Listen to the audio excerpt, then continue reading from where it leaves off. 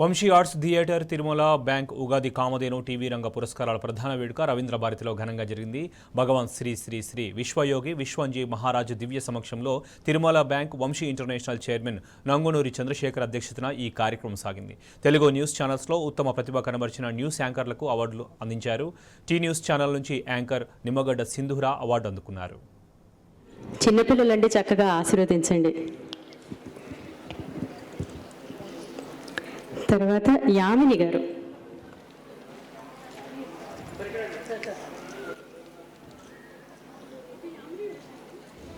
Tea News channel anchor Nimmagadda Sindhura గారు.